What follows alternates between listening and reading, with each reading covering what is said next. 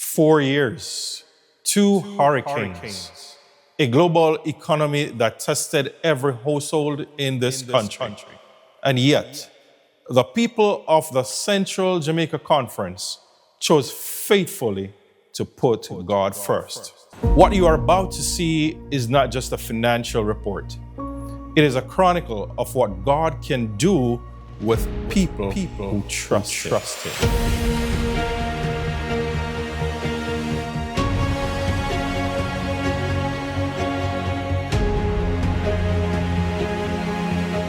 The Central Jamaica Conference Treasury exists for one purpose: to ensure that every dollar given by God's people finds its way faithfully to His mission.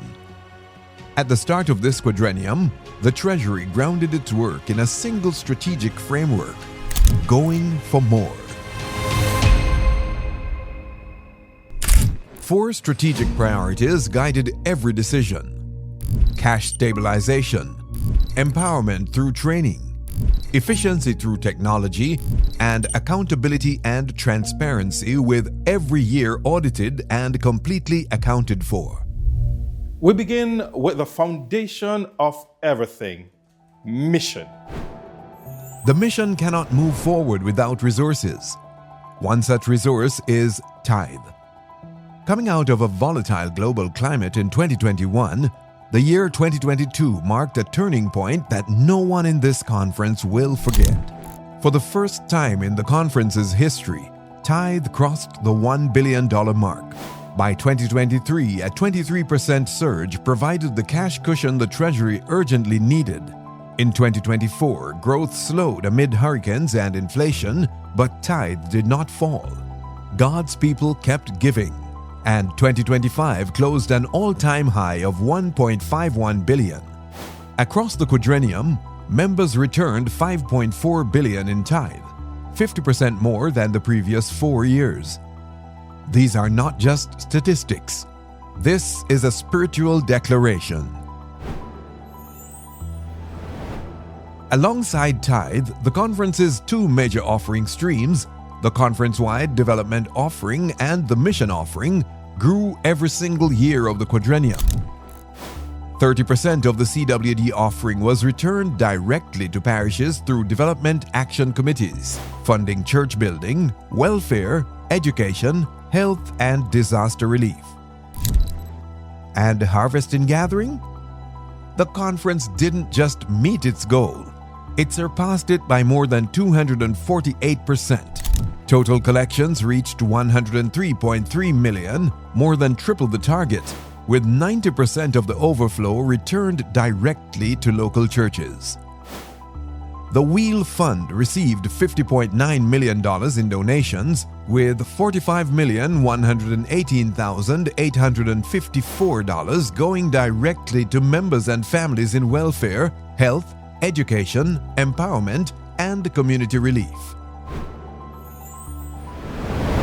In January 2022, this conference carried a working capital of negative $23.4 million.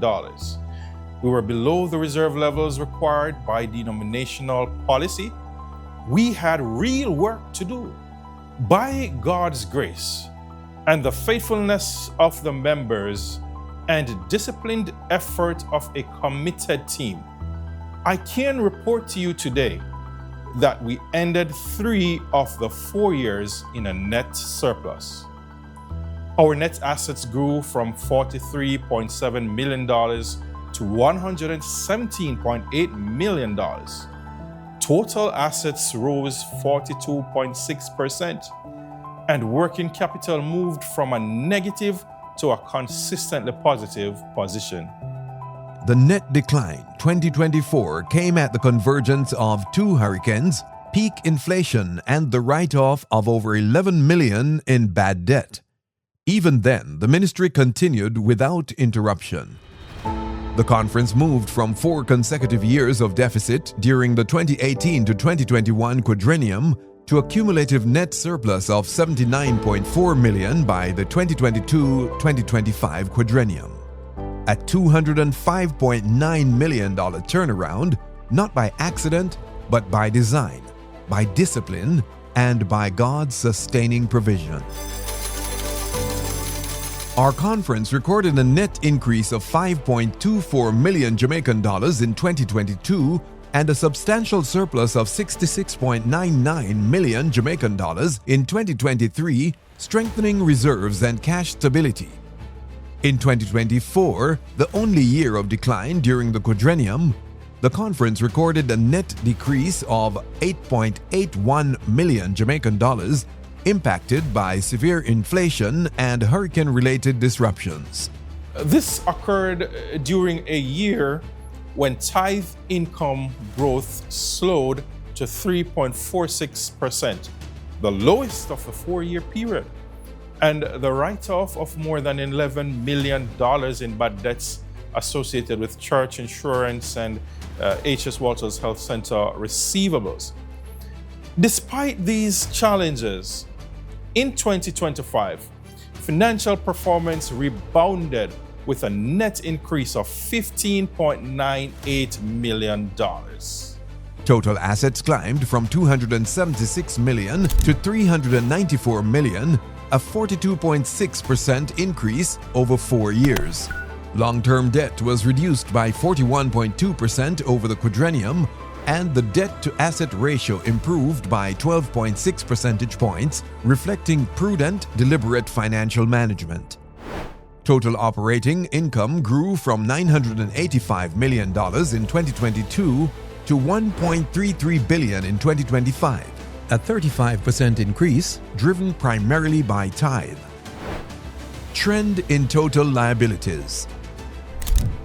The conference demonstrated prudent financial stewardship by maintaining moderate liability growth of 6.1% compound annual growth rate, reducing long-term debt by 41.2% over the Quadrennium, and improving the debt-to-asset ratio by 12.6 percentage points.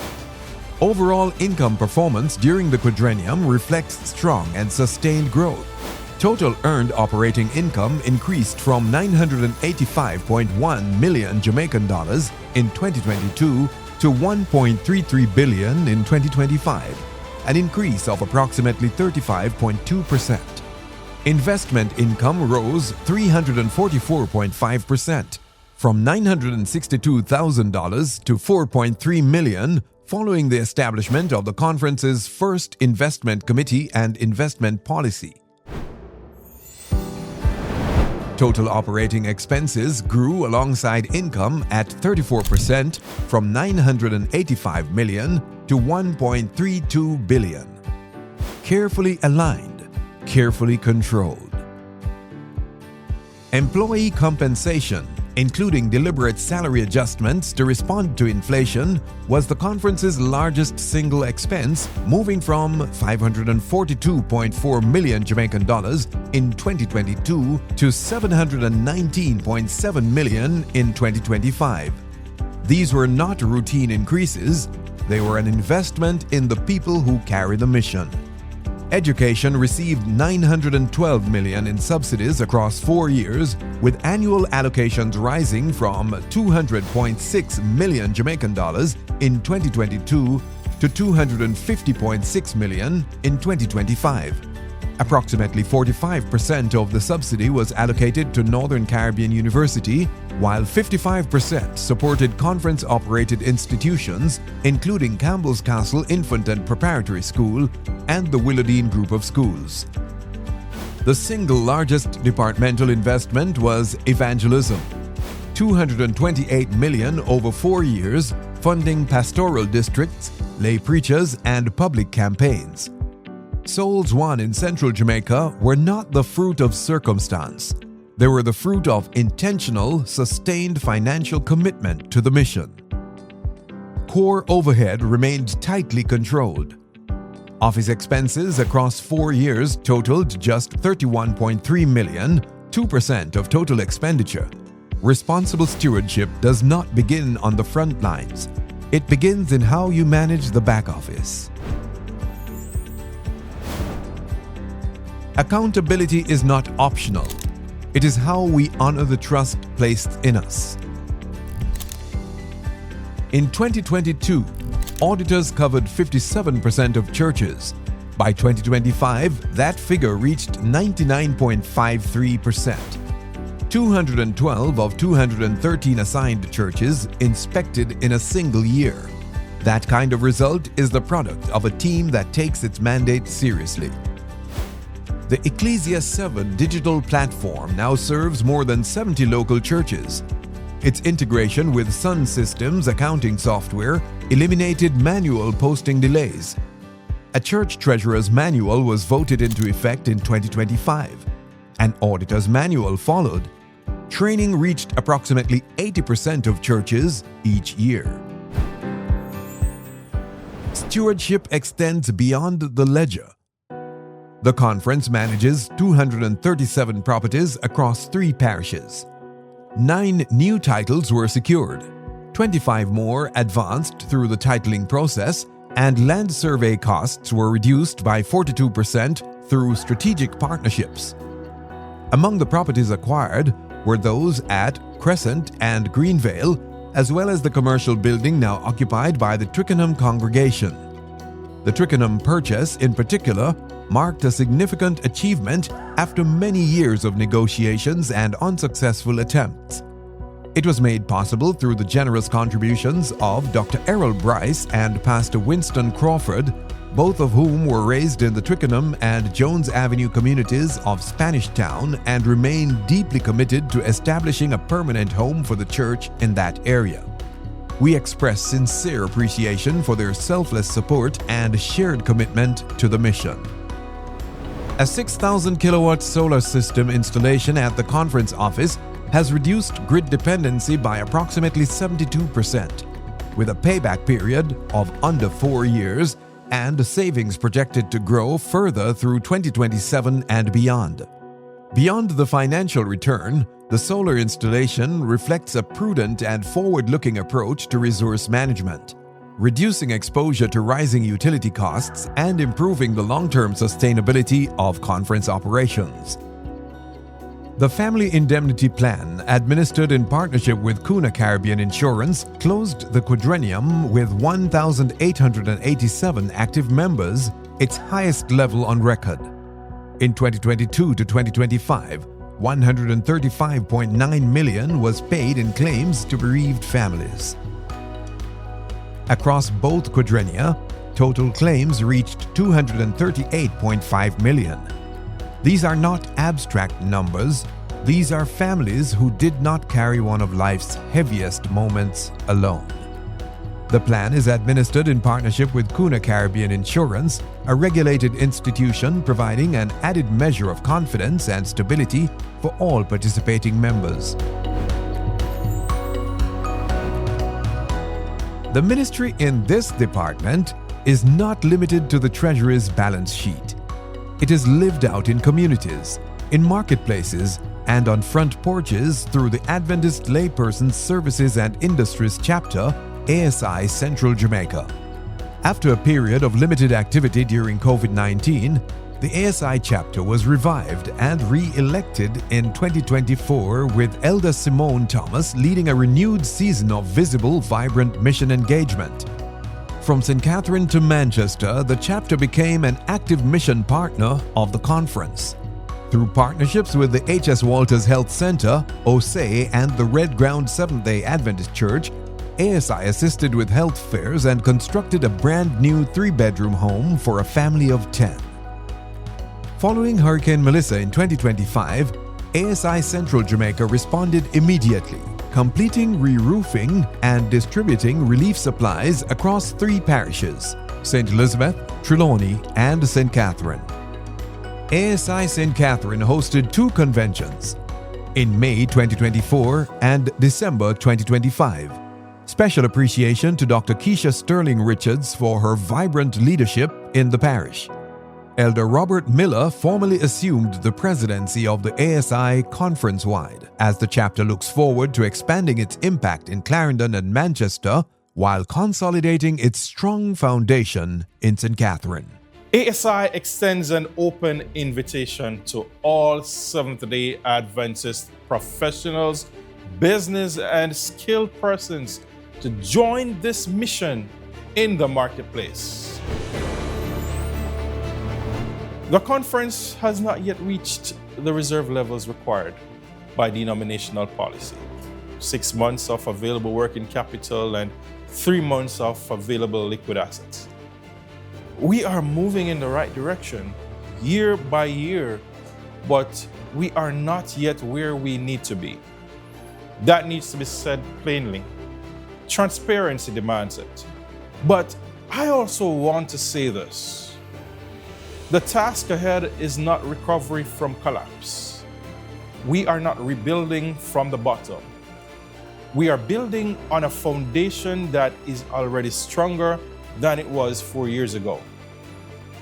The work now is continued, disciplined growth until this conference's reserve position fully reflects the level of stability needed to carry this mission with confidence into the future. We will get there.